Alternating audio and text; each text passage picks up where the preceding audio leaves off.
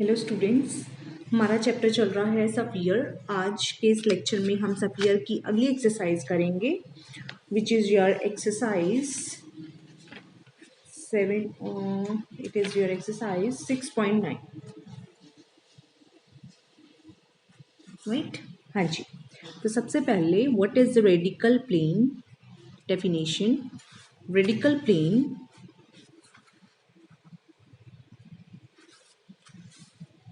Of two spheres. किसी दो सफ़ियर्स के रेडिकल प्लेन से हम क्या समझते हैं, right. By definition what is this? It is the locus of all points whose powers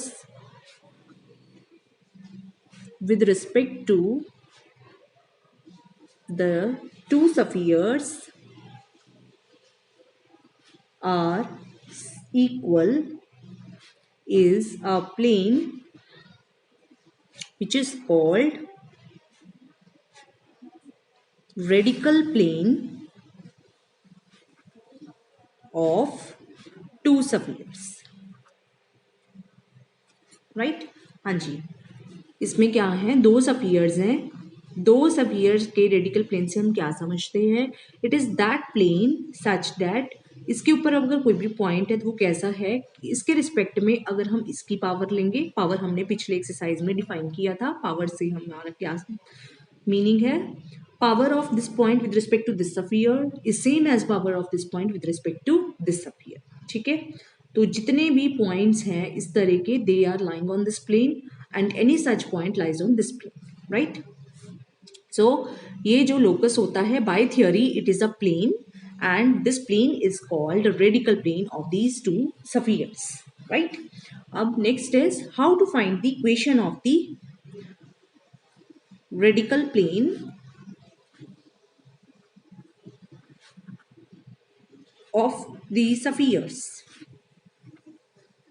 दो सफियर्स हैं, उनकी इक्वेशन, रेडिकल प्लेन की इक्वेशन हम कैसे निकालेंगे? आपके पास एक सफियर है S1 which is x square plus y square plus z square plus 2u1x plus 2v1y plus 2w1z plus d1 equal to 0। एक सफियर है S2 which is x square plus y square plus z square plus 2u2x plus 2v2y plus 2w2z plus d2 equal to 0.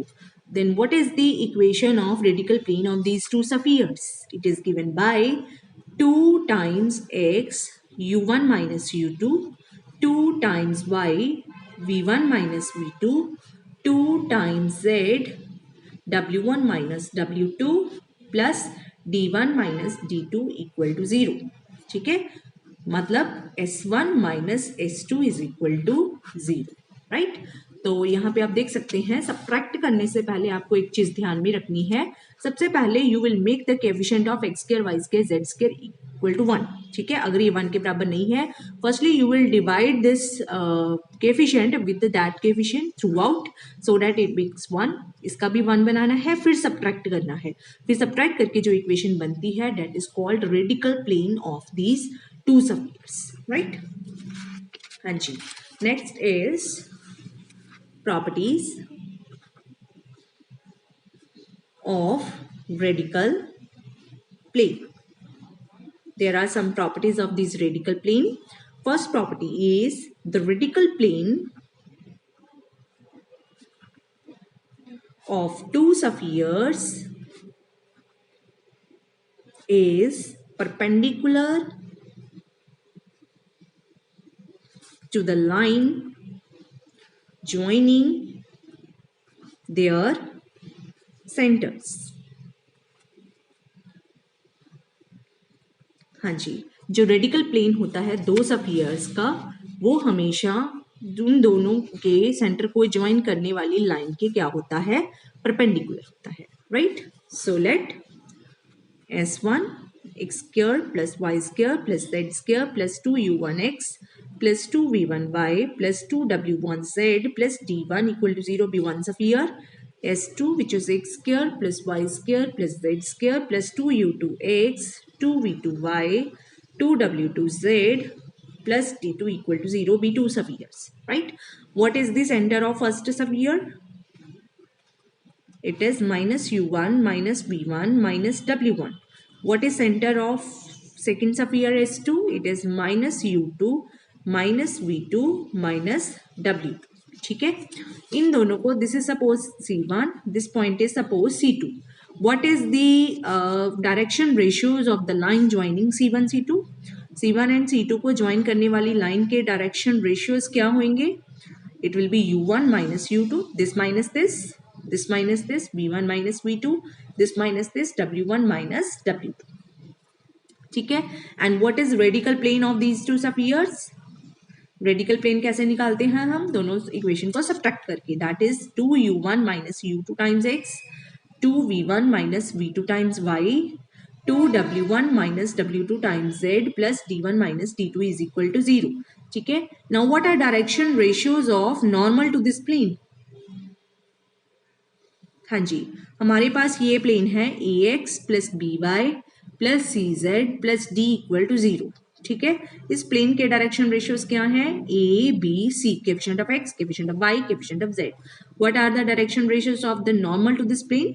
क्या है? Coefficient of x, that is 2u1 minus u2, 2v1 minus v2, 2w1 minus w2. 2 common निकाल लेते हैं. So what are direction ratios? u1 minus u2, v1 minus v2, w1 minus w2. तो आप देख सकते हैं इस प्लेन की नॉर्मल के डायरेक्शन रेशियोज वही है जो line joining centre C1 and C2 के हैं. It means these two lines are perpendicular, parallel. Which two lines are parallel? Line joining the centers and normal to the plane. They are parallel. It means अगर ये normal to the plane इस line के parallel है, it means ये जो plane है that is perpendicular to the line joining C1 and C2. Okay? हाँ जी, next. Property of radical plane. ये जो दो प्रॉपर्टीज हैं रेडिकल प्लेन की, these are important properties, so therefore I am giving you the proofs also. So next property is radical plane of the two spheres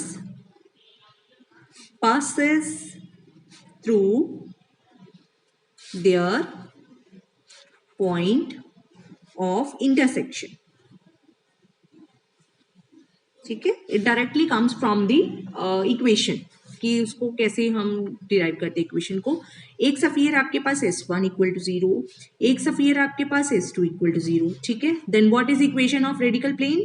S1 minus S2 equal to 0. तो आप देख सकते हैं जो point of intersection होंगे S1 S2 के, वो S1 की भी इक्वेशन को सेटिस्फाई करेंगे, वो S2 की भी इक्वेशन को सेटिस्फाई करेंगे, और जो पॉइंट्स S1 को सेटिस्फाई करेंगे, S2 को भी सेटिस्फाई करेंगे, वो S1 माइनस S2 को भी सेटिस्फाई करेंगे. So it means this plane passes through the common points of S1 and S2. It means this plane passes through the points of intersection of S1 and S2.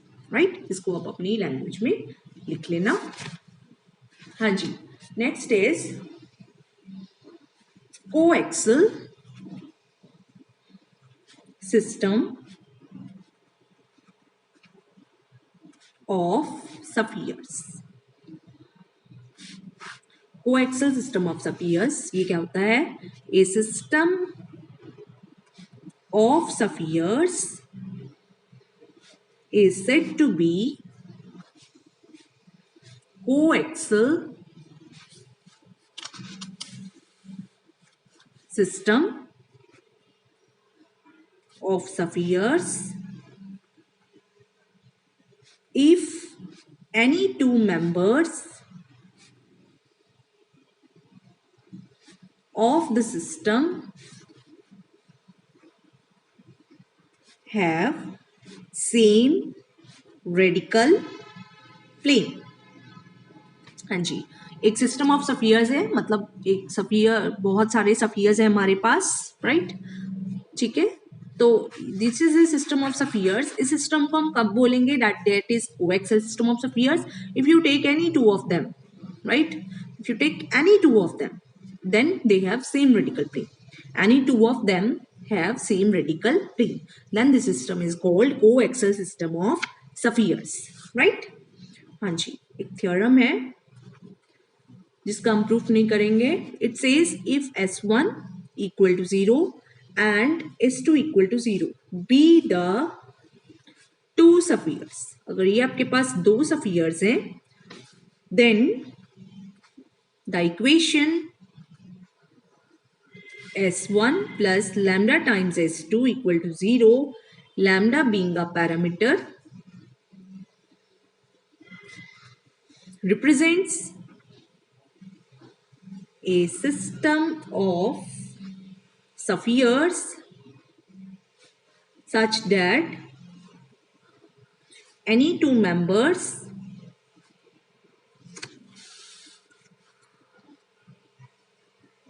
of the system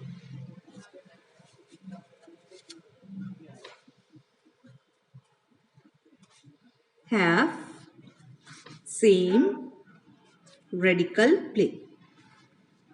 ठीक है. सो आपके पास अगर दो sphere हैं system में से, तो you can find any sphere of the system. How? First sphere plus lambda times second sphere. Any sphere on the system will be of this form. ठीक है.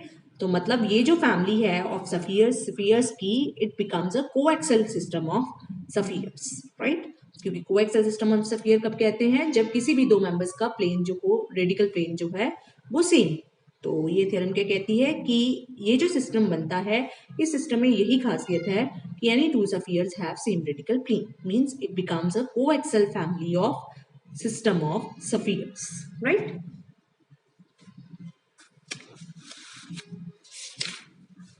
Next is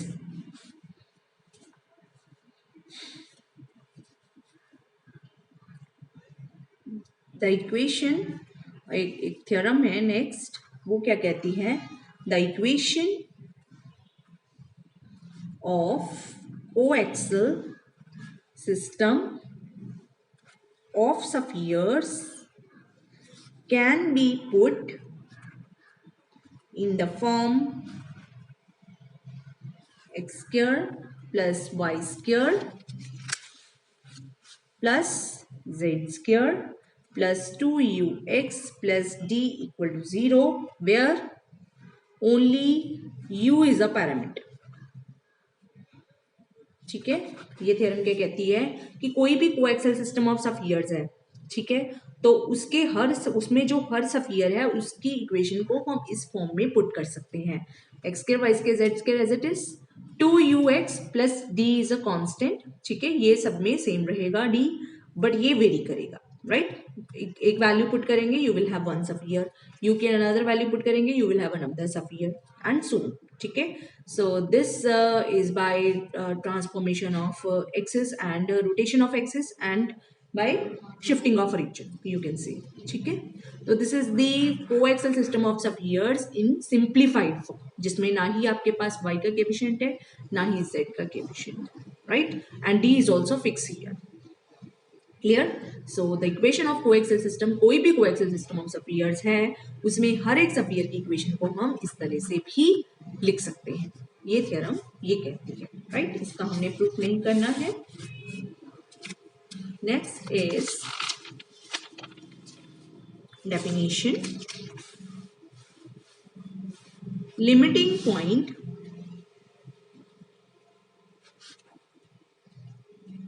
of a coaxial system. किसी coaxial system of spheres के limiting points क्या होते हैं? The centers of two spheres of a coaxial system having zero radius is called limiting points of the system. कोई भी आपके पास coaxial system of spheres है, right? उसमें कोई दो स्फीयर्स पक्का ऐसे होंगे जिनका जीरो रेडियस होगा. राइट? ठीक है. Means they will be point circles. Right? Point circle means only centres. Right? And ये जो सेंटर है these are called limiting points of the system, right. Next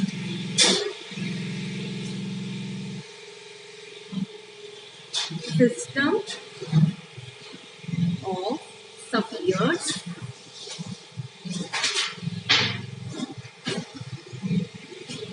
coaxial with two given spheres.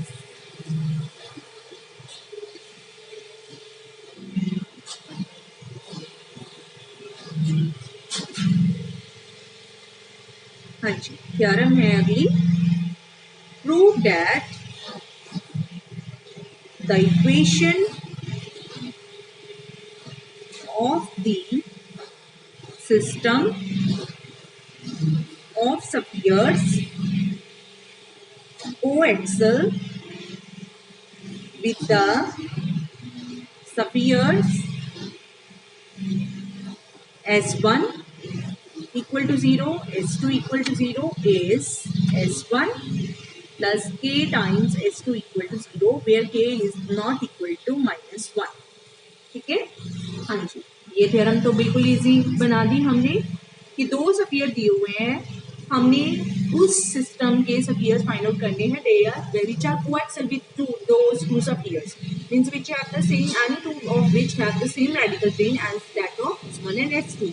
So that is given by first sphere plus k times second sphere where k is not equal to -1, क्योंकि अगर ये -1 हो गया फिर तो ये plane बन जाएगा, बट हमें प्लेन नहीं चाहिए, हमें एक स्फीयर चाहिए, राइट। हाँ जी, एक तो ये है कि आप फर्स्ट स्फीयर ले लो प्लस के टाइम सेकंड स्फीयर ले लो, राइट। एक इसकी करोलरी ये कहती है कि the equation of the sphere system of sphere coaxial with the spheres S1 and S2 equal to 0 is also equal to S1 plus k times S1 minus S2 equal to 0।